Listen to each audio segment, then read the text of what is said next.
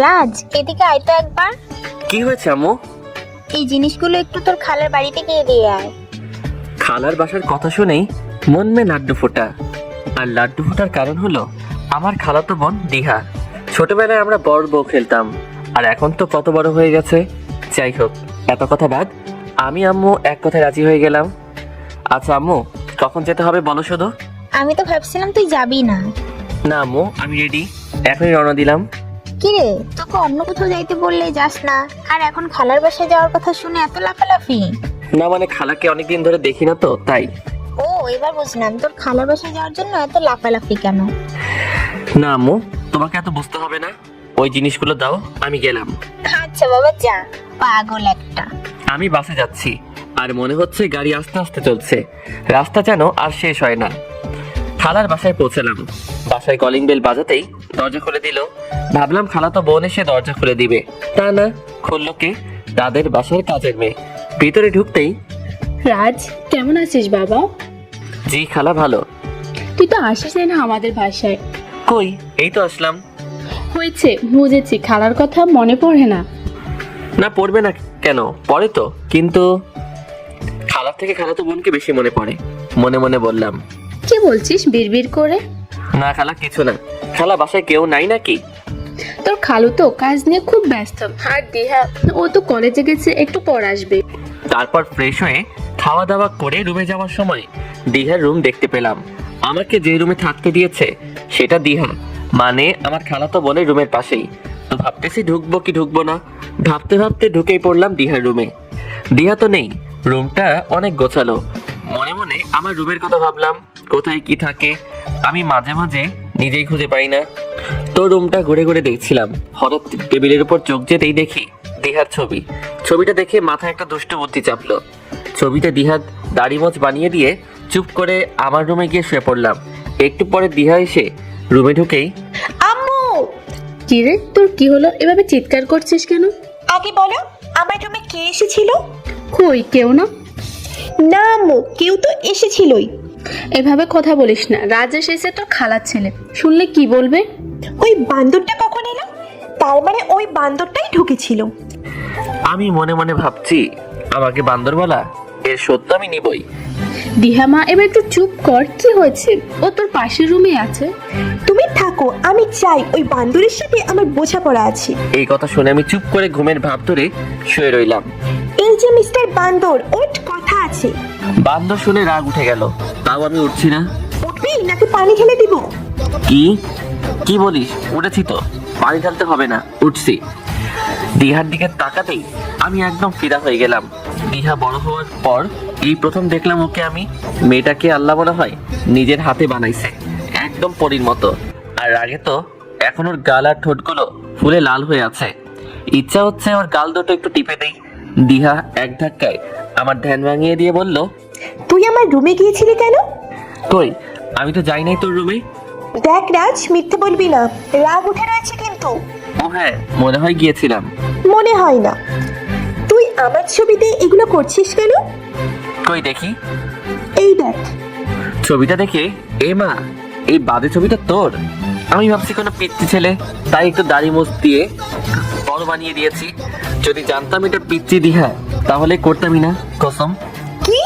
একই তো ছবির এই হাল বানিয়েছিস, আর এখন আমাকে পিচ্চি মেয়ে বলছিস? দাঁড়া, তোর খবর আছে। এই বলে আমার দিকে আসতেই আমি এক লাফে বিছানার অন্য পাশে চলে গেলাম। দেখ, তুই পিচ্চি ছেলে না তো, তুই পিচ্চি মেয়ে, কিন্তু তোকে ছবিতে ছেলে ছেলে লাগলো তাই অমন করেছি।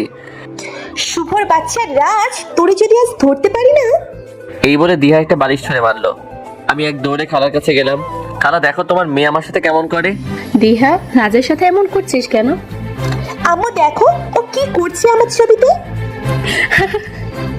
আম্মু, তুমিও হাসতেছো? কই না তো মা, আমি রাজকে বকে দিচ্ছি। রাজ, এরকম করেছিস কেন? আরো করবি? না খালা। সরি বল। আচ্ছা পিচ্চি মেয়ে, সরি। আম্মু, ও আবার আমাকে পিচ্ছি বললো। পিচ্চিকে পিচ্চি বলবো না তো কি বলবো? আমি মোটেও পিচ্ছি না, আমি তোর সেম এজ। না, তোরে তাও ছোট বেবির মতো লাগে, আর দাড়ি মুছ লাগালে তো কথাই নাই। এই কথা বলার সাথে সাথে দিহা আবার রেগে আগুন। আমাকে মারার জন্য দিহা ধাওয়া করলো। আমি এক দৌড়ে আমার রুমে গিয়ে দরজা লাগিয়ে দিলাম। দিয়া ওপাশ থেকে ডাকছে, ওই হারামি, দরজা খোল বলছি, তোকে আমি যে কি করব। পিচ্ছি দিহাচ্ছে এত তেজ তা জানা ছিল না। তুই আজকে বাইরে বের হ, তারপর তোর মজা বোঝাবনি। কিছু সময় পর কোনো আওয়াজ পেলাম না। এইভাবে একটা সময় দিহার চিল্লানি থেমে গেল। যাক বাবা, বাঁচা গেল। মনে হচ্ছে চলে গেছে। মেয়েটার এত তেজ জানা ছিল না। অনেক তো রুমে রইলাম, এখন একটু ঘুরে আসি বাহিরে। তারপর যে দরজাটা খুলেছি বাহিরে যাওয়ার জন্য, অমনি দিহা এক লাফে এসে আমার কলারটা ধরে ফেললো। তুই আমি কি মনে করেছিলি আমি চলে গেছি? তোরে ধরার জন্য এখানে লুকিয়েছিলাম। এবার কই যে বিষয়টা? ও আন্টি গো, বাঁচাও আমারে, তোমার মেয়ে আমারে মেরে ফেললো। দেখে লাভ নাই, আম্মু বাহিরে গেছে। প্লিজ ছেড়ে দে আমায়। তোরে আমি কাঁচের চিবায়ে খামু। ছেড়ে দে দিহা, তুই আমার দেহ পাবি কিন্তু মন পাবি না। ছি, আমি তো দেহ চাই না, তো মনও চাই না, আমি শুধু তোর ওই মুখটা ভাঙতে চাই। মুখ ভাঙলে আমি খাবো কি করে? তোর খাইতে হবে না। না খাইলে তো মইরা যাবো। যা তুই মর যা। ও, মুখ ভাঙলে তো আর একটা কাজও করতে পারবো না। আর একটা? আবার কি কাজ রে শয়তান? তোকে কিস তো করতে পারবো না। এইটা শোনার সাথে সাথে রাগে দিহার মুখটা লাল হয়ে গেল। দিহা রাগি মুখ নিয়ে, কি বললি শয়তান? তোরে কিস করবো আমি? ছি, তোরে দেখলে আমার গা গোনায়, রাগ উঠে যায়। তুই একটা পাক্কা হারাবি। করবি রে করবি, একটা সময় ঠিকই কিস করবি। শয়তান খারাপ। দিহা, ওই দেখ আন্টি চলে আসছে। আন্টি বাঁচাও আমারে। এটা বলার পর দিহা আমার কলার ছেড়ে দিয়ে পিছন দিকে যেই তাকিয়েছে, অমনি আমি সেই সুযোগে আমার দুই হাত দিয়ে দিহার গাল দুটো ধরে ওর গোলাপের পাপড়ির মতো ঠোঁট দুটো আমার ঠোঁটের ভিতর নিয়ে নিলাম। দিহা অনেক ছাড়ানোর চেষ্টা করছিল, কিন্তু ছাড়াতে না পেরে শক্ত হয়ে দাঁড়িয়ে রইল। আমিও আরো ভালোভাবে সুযোগ পেলাম কিস করার। আহা, দিহার ঠোঁটগুলো যে এত মিষ্টি, আর তখন কি যে শান্তি লাগছে তা বলে বোঝানো যাবে না। তখন কোথায় যেন হারিয়ে গেছিলাম। এভাবে পাক্কা 5 মিনিট কিস করার পর যখন ছাড়লাম, দেখি দিহা একদম চুপ করে আছে আর লজ্জায় ওর মুখটা নিচের দিকে দিয়ে আছে। আর আমি মনে মনে বলছি, আমাকে বান্দর বলেছিলি তাই না, এখন বোঝ কেমন লাগে। তারপর এক দৌড়ে আমি বাসা থেকে বের হয়ে গেলাম। ভয় সন্ধ্যায়ও বাসায় ঢুকি নাই, বাহিরেই আছি। হঠাৎ আমার ফোনের রিংটংটা বেজে উঠলো। দেখি আন্টির ফোন। ভয় ভয় ফোনটা ধরলাম। আন্টি বলো। রাজ, তুই কই? এই তো একটু বাইরে আছি। রাজ, এক্ষুনি বাসায় চলে আয়। এই বলে আন্টি ফোনটা কেটে দিল। আমার তো ভয় গলা শুকিয়ে যেতে লাগলো। দিয়া তো আবার আন্টিকে কিছু বলে দিল না। বাসায় গিয়ে কলিং বেল বাজাতেই দরজা খুলে দিল। যে খুলে দিল সে আর অন্য কেউ নয়, স্বয়ং দিহা। কিন্তু খুলে দিয়ে আমার দিকে রাগি লোক দিয়ে তাকালো। তারপর কিছু না বলে রুমে চলে গেল। দেখলাম সবাই চুপচাপ। ভয়টা আমার আরো বেড়ে গেল। হঠাৎ আন্টির ডাক। রাজ, এত সময় কোথায় ছিলি? এমনি বাইরে ঘুরতেছিলাম। তোর কি খাওয়া দাওয়া নাই? যা খেয়ে নে। আচ্ছা আন্টি। অমনি দিহা রুম থেকে বের হয়ে এসে বলল, আয় আজকে আমি তোকে খাবার দিচ্ছি। দিহার এমন কথা শুনে আমার সন্দেহ হলো। ডাল মে কুছ কালা হ্যাঁ। না আন্টি, আমি দিহা দিলে খাবো না। কেন বাবা, কি হয়েছে? না আন্টি, আমি বাইরে থেকে খাইয়ে আসছি। আমার রান্না এত খারাপ যে আমার রান্না খাবি না? ঠিক আছে যা, খাইতে হবে না। এই বলে দিয়া চলে যেতে নিলে তখন আন্টি বলল, রাজ, দিহা যখন খেতে দিতে চাচ্ছে, যা না বাবা, একটু খেয়ে নে। ঠিক আছে। তারপর আন্টি চলে গেল আর দিহা খাবার দিল। খাবারটা দেখে কেমন জানি সন্দেহ হলো। দিহার দিকে তাকালাম, দেখি দিহাও আমার দিকে তাকিয়ে। কি রে, খাচ্ছিস না কেন? খেয়ে নে। খাচ্ছি খাচ্ছি। যেই খাবারটা মুখে দিছি, কি আর বলবো, এত ঝাল তা বলার বাইরে। আমার চোখ দিয়ে পানি চলে আসলো আর মনে হচ্ছে আমার কান দিয়ে যেন ধোঁয়া বের হইতেছে। একদম হা করে আছি। কি রে, খাচ্ছিস না কেন? হুস, পানি পানি, মরে গেলাম রে। দিহা পানি দে। বাবু কি হয়েছে, এমন করছো কেন? ঝাল ঝাল। ওরে বাবা, কি ঝাল রে, মরে গেলাম। পানি দে হারামজাদি। কই, আমি তো একটুও ঝাল দিই নাই, মাত্র 100টা মরিচ দিয়েছি। এটা কোনো ঝাল হলো? শয়তানি, তুই এত ঝাল খাবার আমাকে দিয়েছিস কেন? ও বাবু, খাবারটা খুব ঝাল হয়েছে তাই না? হারামজাদি, পেটনি বুড়ি, ঝাল দিয়ে আবার বলছিস খাবারটা খুব ঝাল হয়েছে তাই না? তোরে আমি ছাড়বো না।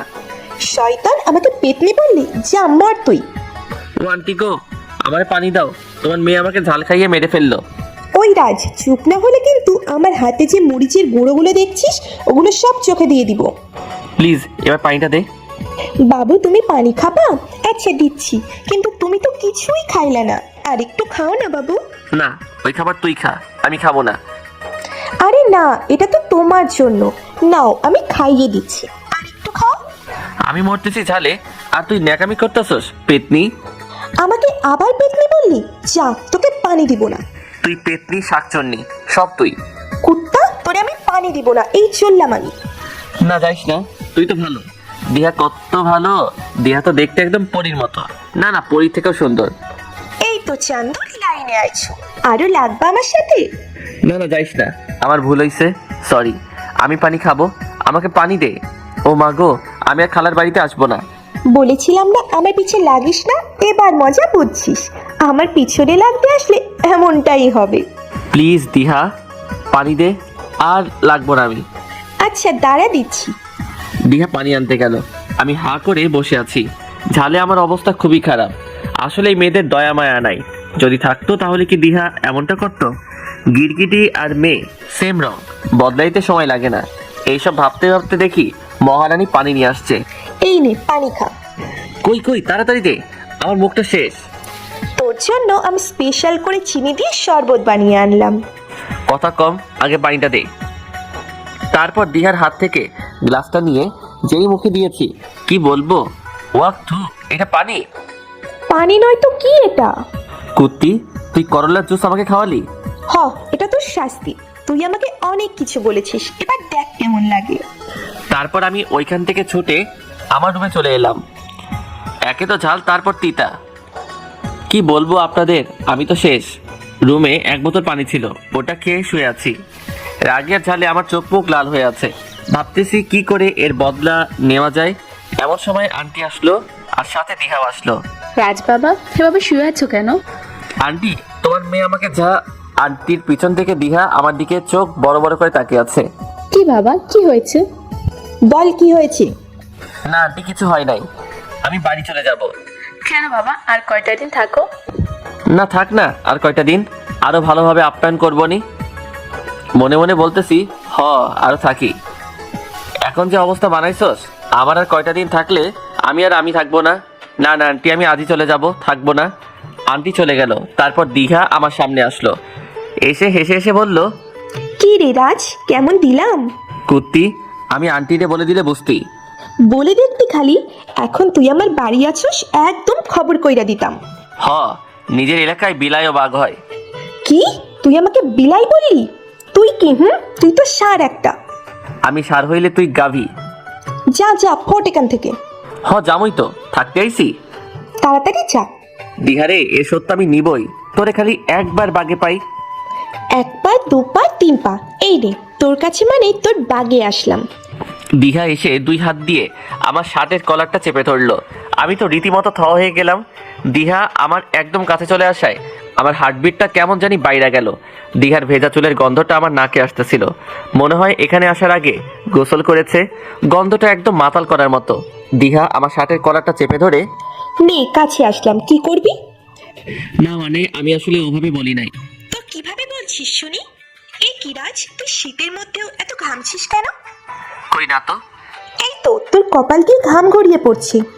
দিহা আমার কপালে ওর হাতটা দিয়ে বলল, না মানে আসলে হয়েছে কি। থাম, কিছু বলতে হবে না, তুই তো একটা ভিতর ডিম। দিহা, আমাকে রাগাস না কিন্তু। রাগালে কি করবি? কি করব দেখতে চাস? রাজ, তুই যে একটা ভীতু তা আমি জানি, তুই কিচ্ছু করার সাহস পাবি না। দেখ তবে কি করি। যেই আমি দিহার হাতটা ধরতে যাব, অমনি দিহা আমার শার্টের কলারটা ছেড়ে দিয়ে আমাকে ধাক্কা মেরে বিছানায় ফেলে দিয়ে এক দৌড়ে দরজার সামনে চলে গেল। কি, এখন পালাস কেন? তোর কাছ থেকে পালানোর কি আছে? তাহলে এইদিকে আয়। তোর মতো ভিতুর মুখে এমন কথা মানায় না। দেখ দিহা, এখন কিন্তু বেশি বেশি হয়ে যাচ্ছে। এমনি ঝালকে আমার মুখের অবস্থা খারাপ, আর তুই আসছস মজা করতে। যেটা সত্যি আমি সেটাই বলছি। এত সময় কাছে ছিলাম, কিচ্ছু করার সাহস পেলি না, আর এখন যখন দূরে আসছি তখন বড় বড় কথা বলছিস। দেখ দিহা, আমি শুধু বলি না, কাজেও করে দেখাতে পারি। যা যা, ভীতু জানি কোথাকার। দিহা। রাজ, ভীতু ভীতু। তবে রে, দিহা কাছে যেতেই ও এক দৌড়ে চলে গেল। তারপর আমি বিছানায় হা করে বসে আছি, ঝালে মুখ বন্ধ করতে পারতেছি না। একটু পর আন্টি রাতে খাওয়ার জন্য ডাকলো। আন্টি, আমি রাতে খাবো না। কেন বাবা, কি হয়েছে? আন্টি, দুপুরে অনেক খেয়েছি, খিদা নেই। তাই কি বাবা, একটু খেয়ে নে। না আন্টি, আমি আর খাবো না, তোমরা খেয়ে নাও। এই বলে শুয়ে পড়লাম।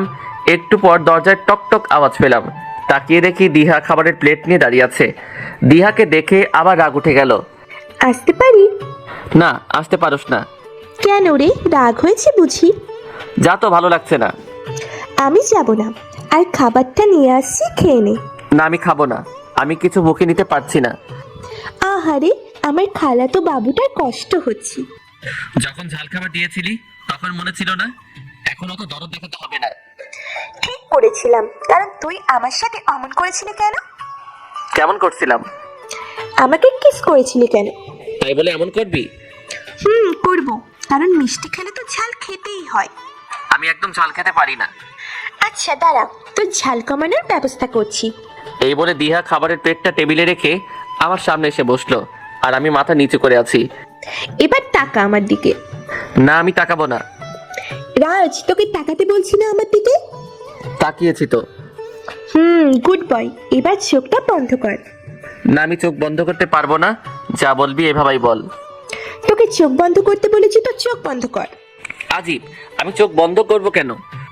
কারণ আমি এখন তোকে ঝাল কমানোর ঔষধ দিব। চোখ বন্ধ করলে আমি ঔষধ খাবো কেমনে? তার থেকে বরং তুই ঔষধ আমার হাতে দে, আমি পানি দিয়ে খেয়ে ফেলি। গাধা একটা, এই ঔষধ চোখ বন্ধ করে খেতে হয়, এতে কোনো পানি লাগে না। এটা আবার কি ধরনের ওষুধ যে চোখ বন্ধ করে খেতে হয়? রাজ, তুই আসলেই একটা গাধা। তোকে চোখ বন্ধ করতে বলেছি তো চোখ বন্ধ কর না, তা না হলে কিন্তু শরীরে পানি ঢেলে দিব। না বাবা, থাক, চোখ বন্ধ করি। এমনি ঝালে আমার মুখের অবস্থা খারাপ, আবার পানি দিলে শীতে আমি শেষ হইয়া যাবনি। ওকে, পানি দিব না, এবার লক্ষ্মী ছেলের মতো চোখটা বন্ধ কর। ঠিক আছে, এই নিয়ে চোখ বন্ধ করছি। আমি চোখটা বন্ধ করার পর অনুভব করলাম দিহা ওর দুই হাত দিয়ে আমার গাল ধরেছে। দিহার হাতগুলো অনেক ঠান্ডা, তাই আমার শরীরের মধ্যে শিরশির করে উঠলো। দিহার নিঃশ্বাসটা আমি টের পাচ্ছি। হঠাৎই বুঝতে পারলাম দিহা আমার ঠোঁট দুটো ওর ঠোঁটের মধ্যে নিয়ে নিয়েছে। দিহার ঠোঁটের স্পর্শে আমার ঝালগুলো এক নিমিষে চলে গেল। নিজের মধ্যে অন্যরকম ভালো লাগা কাজ করতেছিল, যা বলে বোঝানো যাবে না। এইভাবে প্রায় অনেকক্ষণ কিস করার পর, মানে মিষ্টি খাওয়ানোর পর ছাড়লো। কি এবার ঝাল কমেছে মিস্টার খালাতো বাবু? এরকম ওষুধ পেলে কোনো ঝাল আমার কাছে আসতে পারবে না। তাই না? ভীতু জানি কোথাকার। দেখ, ভীতু বলবি না কিন্তু। বলবো, 100 বার বলবো। কি করবি? বললে আমি আবার তোর ঠোঁটের মিষ্টি খাবো। না, এত মিষ্টি খেতে হবে না। এত মিষ্টি খেলে ডায়াবেটিস হয়ে যাবে তো। হোক, সমস্যা নাই। চুপ শয়তান, এখন খেয়ে নে। তুই খাইয়ে দে। পারবো না। তাহলে আমিও খাবো না। আচ্ছা বাবা, খাইয়ে দিচ্ছি, হ্যাঁ কর। এই দিয়ে চল না বিয়ে করি। আর এভাবে একা একা ঘুমাতে ভালো লাগছে না। কেন, আমি থাকলে বুঝি ভালো লাগবে?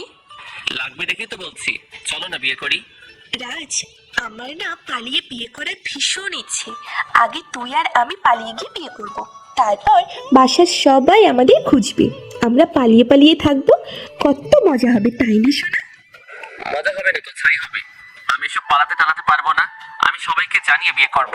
রাজ, তুই আমার এই ইচ্ছেটা পূরণ করবি না? তোরে নিয়ে পালাবো আমি, ব্যাগ গোছা। আমরা পরশুই পালাবো। ওলে আমার খালাতো বাবুটা। আমি খালাতো বাবু না, আমি তোর খালাতো জামাই। বই গেছে তোকে জামাই বানাতে। সময় আসলে ঠিকই তোর জামাই বানাবি। না, তোকে আমার জামাই বানাবো না। যা তুই, কুত্তা কোথাকার। তুই আমাকে এভাবে বলতে পারলি? পারুম না কেন, 100 বার পারমু। ঠিক আছে, তোরেও আমার বউ বানাবো না, যা। আমার বই গেছে তোর বউ হইতে। ঠিক আছে, তুই আমার বউ না হলে অনুকে আমি বউ বানাবো, অনুকে নিয়েই পালাবো আমি। কত ভালো মেয়েটা। কথাটা বলার সময় দিহার মুখের দিকে তাকানো যাচ্ছিল না। দিহা তো একদম রেগে আগুন, আর দিহার রাগী চেহারা দেখে আমি আবার ওর প্রেমে পড়ে যাচ্ছি। রাগলে মেয়েদের এত কিউট লাগে, তা দিহাকে না দেখলে বুঝতামই না। অনুটা কি? আমার বাসার পাশে বাসা। রাতে আমি আর অনু আমাদের বাসার ছাদে দেখা করি। অনু রাতে আমাকে কত ভালোবাসা দেয়। দিহা আমার কলারটা ধরে। হারামজাদা, তোরে আজকে আমি খুন করব। কেন রে দিহা, তোর কি চলে নাকি? ওটা পরে, আগে বল অনু তোর কই কই টাচ করেছে? কেন, এটা শুনে তুই কি করবি? কি করব মানে? ওই জায়গাগুলো তোর শরীর থেকে আমি কেটে ফেলে দিব। এই না, এসব করা যাবে না। রাজ, তুই দাঁড়া, আমি ছুরিটা আনি। এসো না, তুমি ছাড়ো, আমার আর কেউ নাই। আমি কোনো অনুকে চিনি না। কসম কইরা ক, তোরে আমি বিশ্বাস করি না। কসম কইলাম, তুই ছাড়া আর কেউ নাই। তাইলে আমার ওই নামটা বললি কেন? তোকে রাগানোর জন্য। যা, তোর সাথে কথা নাই, তোর সাথে আরি আরি আরি। আমি চললাম, থাক তুই। এই দিহা, কই যাস? এই শোন শোন, আমার সত্যি অন্য নামের কেউ নাই, আমার দিহা নামের কেউ আছে, আর সেটা হলো তুই। দিহা আমার দিকে তাকিয়ে শুধু একটা মুখ ভেঙচি দিয়ে চলে গেল। আমি এত ডাকলাম, শুনলই না।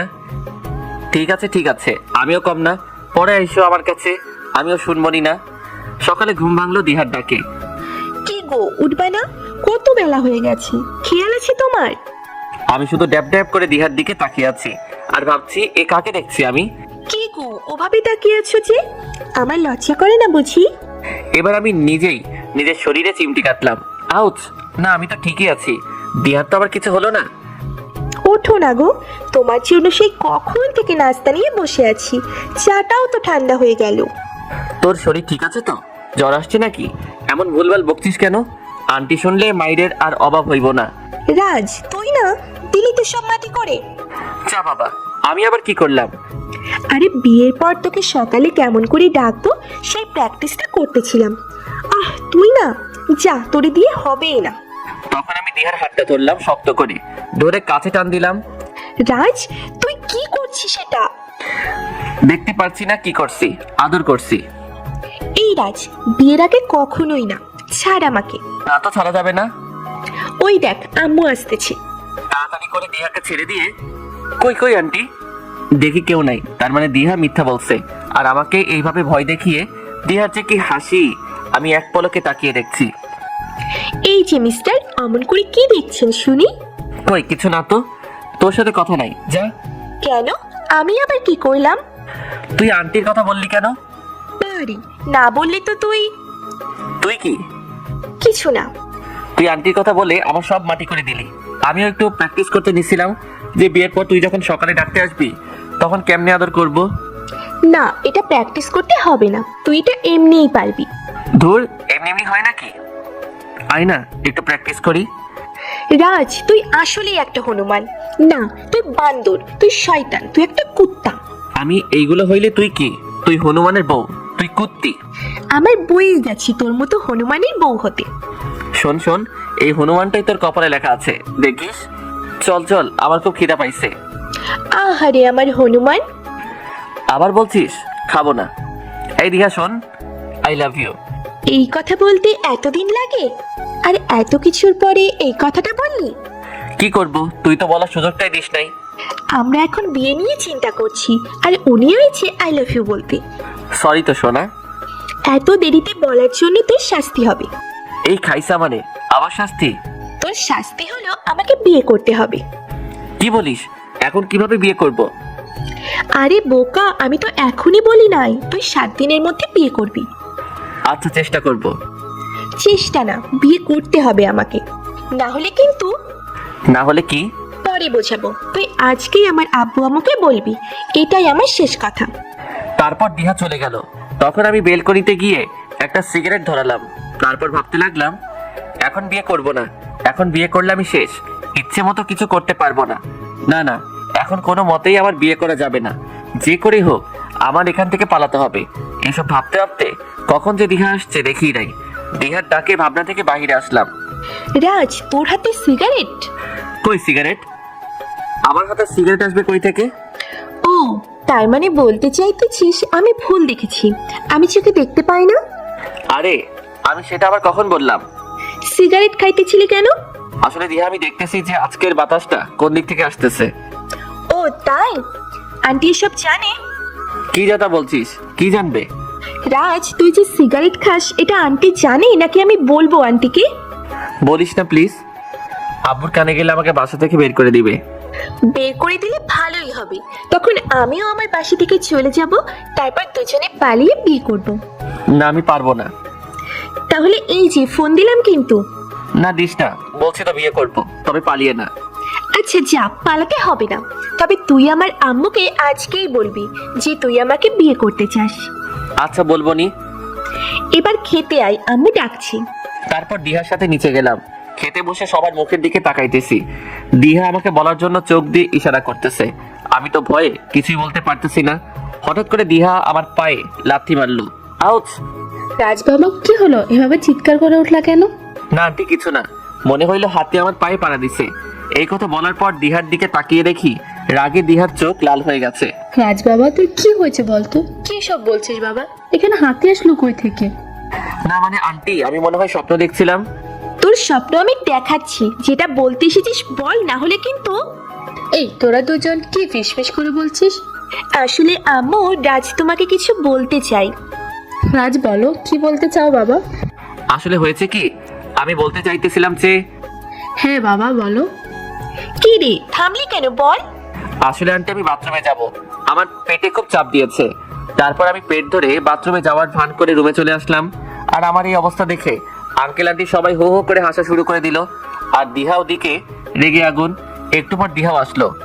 কি রে শয়তান, তোর পেট ব্যথা? আমি হাতি তাই না? না, কে বলেছে তুই হাতি? তুই তো আবার জান পাখি। আমি তো জান পাখি না, ছাই। আমি যেই দিহার হাত একটু ধরতে নিছি। রাজ, আমাকে টাচ করবি না একদম। তোর মতো ভীতু আমার দরকার নাই। তুই এভাবে বলতে পারলি? তুই জানিস তোকে আমি কত ভালোবাসি? রাজ, ন্যাকামো করবি না একদম। এগুলো তোর ভালোবাসা না, ছাই। দিহা তুই এত রেগে যাচ্ছিস কেন? রাগাবো না তো কি করব? ভাবলাম আজকে তুই আমাদের বিয়ের কথা বলবি, তা বাদ দিয়ে কি করলি এটা? আমি তো বলতে নিছিলাম। বাল বলতে নিছিলি? তোর না পেট ব্যথা? হ্যাঁ সত্যি পেট ব্যথা।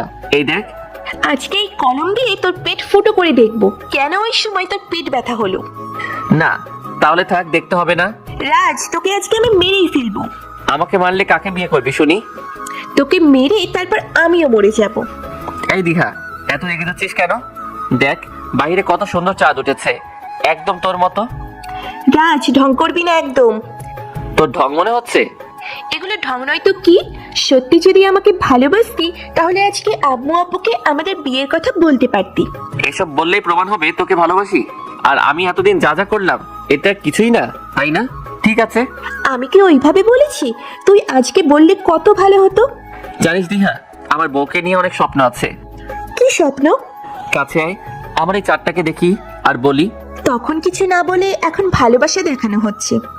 আরে বলবো তো, একটু অপেক্ষা কর, তারপর তোকে আমি নিজে চেয়ে নিব। তুই যে ভীতু আমি জানি, সবাইকে আমাকেই বলতে হবে। আমি মোটেই ভীত না, সময় আসলে বুঝে যাবি আমি কি। হয়েছে হয়েছে, আর নিজের ঢোল নিজেকে বাজাতে হবে না। নিজের ঢোল নিজে না বাজিয়ে অন্য কি দিলে যদি ফাটিয়ে ফেলে, তাই আমি নিজেই বাজাই। তোর সাথে আমি কথাই পারবো না। এবার তোর স্বপ্নগুলো বল। আচ্ছা বলছি শোন। জানিস দিহা, আমার না খুব ইচ্ছা আমার বউকে নিয়ে অনেক রাতে যখন রাস্তা একদম ফাঁকা থাকবে তখন বাইকে করে ঘুরবো। তারপর? বাইকে আমার বউ আমাকে শক্ত করে জড়িয়ে ধরে থাকবে। ওয়াও, আর কি কি বল না, থামলি কেন? কোনো এক টঙের দোকানে দুজন ধোয়া ওঠা চায়ের কাপে চুমুক দিয়ে শীতের রাতের ফিল নিব। তোর কথাগুলো শুনে মনে হচ্ছে তোকে এখনই বিয়ে করে ফেলি। আরে শোন না, আরো আছে তো। আচ্ছা বল, শুনছি তো। আমার অফিস যেদিন ছুটি থাকে ওই দিন সকালের ব্রেকফাস্টটা আমি বানিয়ে আমার বউকে খাওয়াবো। আর ওই দিন সারা বিকেল ঘুরবো আর রাতে বাইরে খাবো। ওই চল না, বিয়েটা করেই ফেলি। মাঝে মাঝে রাতে আমার বউ আমার শার্টটা পরবে। তারপর তারপর কি? তারপর কি সেটা বিয়ের পর বুঝবি। জানিস দিহা, তুই যে মাঝে মাঝে রাগ করে গালটা ফুলিয়ে রাখিস, এটা না আমার খুব ভালো লাগে। ইচ্ছে করে তোর গাল দুটো টিপে দেই। বারে, তোকে কি আমি না করেছি নাকি? দিবি তোর ইচ্ছে হলে। তুই যদি রাগ করিস এইভাবে দেই না। এই না বললি আমি রাগ করলে তোর ভালো লাগে? আর আমি যদি রাগ নাই করি তাহলে গাল ফুলবে কেমনে? ওরে আমার খালাতো বউ, তুমি তো দেখি অনেক কিছু বোঝো।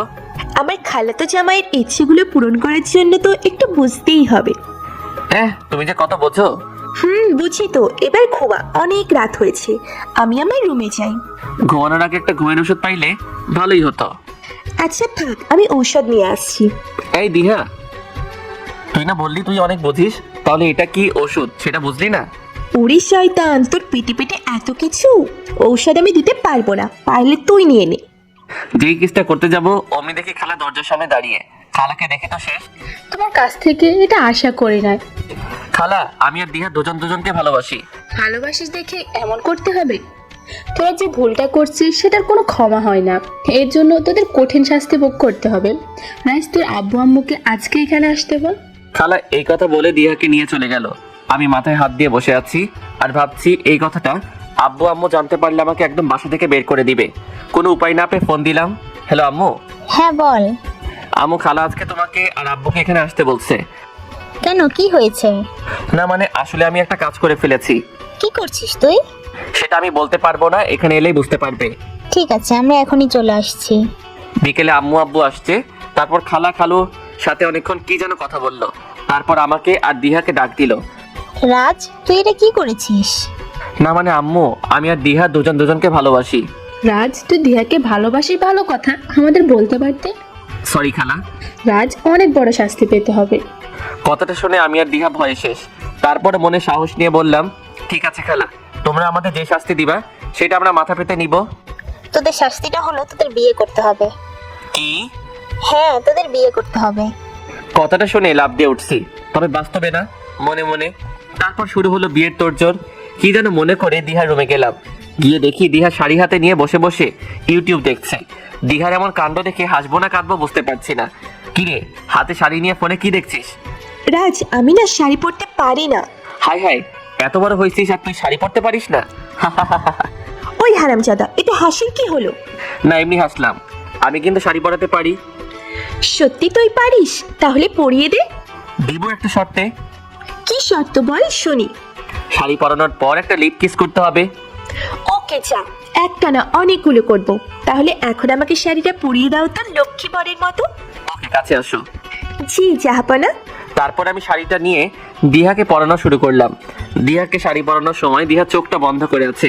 যখন ওর শরীরে আমার হাতের ছোঁয়া লাগছে তখন দিহা কেঁপে উঠছে। ওর নিঃশ্বাস কিছুটা ভারী হয়ে গেছে। আমার কথা আর নাইবা বললাম। আমি দিহার মুখের দিকে তাকিয়ে দেখি ওর মুখটা লাল হয়ে গেছে। এবার আঁচলের ধারটা ওর কাঁধে রেখে আঙুল ঘুরিয়ে কুচি ধরছি। এরপর কুচিটা ওর নাভির একটু নিচে গুঁজে দিতেই দিহা আমাকে জড়িয়ে ধরলো শক্ত করে। এই দিহা, কি হলো তোর? এভাবে জড়িয়ে ধরলি যে? তোর ছোঁয়াটা আমাকে একদম পাগল করে দিচ্ছে। একটু বাকি আছে, শেষ করি তারপর এমন করিস, না হলে আমিও পাগল হয়ে যাবনি। পরে শাড়ি পরানো না হয়ে অন্য কিছু হয়ে যাইবো আবার। যা অসভ্য, ওটার জন্য অনেক সময় পড়ে আছি। তারপর শাড়ির আঁচলটা ঘোমটা করে মাথায় দিয়ে দিলাম। দিহা লজ্জায় মুখ নিচু করে আছে, মনে হয় আমার কথাই লজ্জা পাইছে। তারপর মুখটা উঁচু করে ধরলাম। কি রে, কি দেখিস? দেখছি আরো কিছু বাকি আছে কিনা। আবার কি বাকি আছে? কপালে টিপ আর তোর ওই গোলাপের পাপড়ির মতো ঠোঁটে লিপস্টিক পরানো। ওহ, ওই যে ওইখানে আছে, ওগুলো নিয়ে এসে পরিয়ে দে। নিহার কপালে টিপটা দিয়ে দিলাম। তারপর ওর ঠোঁট জোড়াতে হালকা করে লিপস্টিক দিয়ে দিলাম। এখন সুন্দর লাগছে। দিহাকে নিয়ে গেলাম আয়নার সামনে। তো আমার খালাতো বউ, দেখো তো তোমার খালাতো জামাই তোমাকে কেমন শাড়ি পরালো, পছন্দ হলো কিনা তোমার? বাহ, আমার খালাতো বরটা যে শাড়ি পরাতে পারে এত সুন্দর করে জানা ছিল না তো। ইচ্ছে ছিল নিজ হাতে বউকে শাড়ি পরাবো, আজ ইচ্ছেটা পূরণ হলো। ও মা, তাই বুঝি? হুম। আচ্ছা রাজ, তুই যা, রেডি হয়ে নে, আমিও আমার রুমে যাই। কেন আগে যাবি কেন? আমাদের মধ্যে কি কথা হয়েছিল মনে নেই? কি কথা হয়েছিল জানি, ভুলে গেছি। ওই যে বললাম লম্বা একটা লিপ কিস করতে হবে শাড়ি পরানোর পরে। আচ্ছা তাই? আমার বরটা এত ভালো শাড়ি পরালো, তার জন্য এটা তো আমার দায়িত্ব। কাছে আসো আমার খালাতো বাবুটা। তারপর আমি কাছে যেতেই দিহা আমার টি শার্টটা টেনে ধরে ওর ঠোঁট দুটো দিয়ে আমার ঠোঁটগুলোতে চেপে ধরে কিস করতে শুরু করলো। ওর নিঃশ্বাসটা আমি দুর্বল করে দিচ্ছে। হঠাৎ করে দিহা আমার গলায় খুব জোরে একটা কামড় বসিয়ে দিল। আমি চিল্লাতে শুরু করতেই আরেকটা বসালো আমার ঠোঁটে। এ কোন বিপদে পড়লাম আজ কে জানে। তারপর ইচ্ছে হলো দুজনে হারিয়ে যায় দুজনের মাঝে। তারপর দিহা আমাকে ছেড়ে দিয়ে বলল, রাজ এখন যা, রেডি হয়ে নে, আর সময় নেই। না আমি যাব না, এভাবেই থাকবো। আরে হাদারাম, সময় তো আরো আছে, বিয়েটা হতে দে, তারপর যত ইচ্ছে থাকিস। কি আর করার, ইচ্ছা না থাকা সত্ত্বেও ওর কাছে চলে যেতে হলো। সন্ধ্যার পর কিছু আত্মীয় স্বজন আসতে শুরু করলো। আমি আমার ফ্রেন্ডদেরও ফোন দিয়ে নিয়ে আসলাম। সবকিছুর আয়োজন দিহাদের বাড়িতেই করা হয়েছে। আম্মু আর আব্বু আমার রুমে এসে আমাকে পাঞ্জাবি দিয়ে বলল পড়তে। রাতে সবকিছু ঠিকঠাক, বিয়েটা পড়ানো হয়ে গেল। বিয়ের টেনশনে কিছু খেতে পারিনি, বেশ ক্ষুধা লেগেছে। আম্মুকে বললাম কিছু খাবার দিতে, মুখের উপর সোজা বলে দিল বউকে বলতে। কেমনটা লাগে? নতুন বউকে কি করে বলি এখন? সব চিন্তা বাদ দিয়ে নিজেই খাবার নিয়ে বসে পড়লাম। এই ঘটনা দেখে সবাই হাসতে শুরু করলো। যাকগে, তাতে আমার কি, শালার বন্ধুগুলো হয়েছে এক একটা, আমারে নিয়ে মজা শুরু করলো। বাসর ঘরে যাবার জন্য মনটা কেমন করছে, বউটা একা একা আছে মনে হয়। তারপর ওদের কাছ থেকে বিদায় নিয়ে বাসর ঘরে চলে গেলাম। আহা, গিয়ে দেখি বউটা ঘোমটা দিয়ে বসে আছে। ও, এসেছো তাহলে? এতক্ষণ এখনই তোমার আসার সময় হলো? কি করব বলো, শালার ওরা ছাড়তেই চায় না, বলে পরে যা, আর কয়দিন পর তো ভাবি আর তোকে আমাদের সাথে আড্ডা দিতে দিবে না। তো তুমি কি বললা? আমি বললাম তোদের ভাবি অনেক ভালো, ওই রকম করবেই না। তাই বুঝি? তাই তো। সেটা না হয় পরে দেখা যাবে। এখন আর আমাদের লুকিয়ে লুকিয়ে তোমাকে দেখতে আসতে হবে না, কি বলো? আমার মনে হয় ওটাই ভালো ছিল, অন্যরকম একটা ভালোবাসা কাজ করত। তবুও এখন আমি তোমার একমাত্র বউ, তাই আমি এখন থেকে যেভাবে বলবো ওভাবেই হবে। তা কি করতে হবে শুনি? তেমন কিছু না, শুধু কোনো মেয়ের দিকে নজর দিবা না, তোমার বুকে শুধু আমাকে রাখবে আর প্রচুর ভালোবাসা দিবে। ও ওকে, সেটা তো দিব। আর আদরটা? আমার আদরের ইচ্ছে নাই। ওরে, কার মুখে কি শুনি? যাও, এখন কাছে আসবা না, আমি ঘুমাবো। বিয়ের টেনশনে ঘুম হতো না আগে, আজ মন ভরে ঘুমাবো। আমি দিহার দিকে যেতে যেতে, সুন্দরী এখন তা বললে তো হবে না। এই এই কাছে আসবা না একদম। কে শোনে কার কথা? দিহাকে আপন করে পেতে একটানে আমার কাছে আনলাম, তারপর যা হবে সেটা দিহা আর আমার মাঝেই থাক, সেটা তোমাদের বলবো না। তোমরা আমাদের রোমান্সটা নিজেদের মতো করে সাজিয়ে ভেবে নিও, কেমন?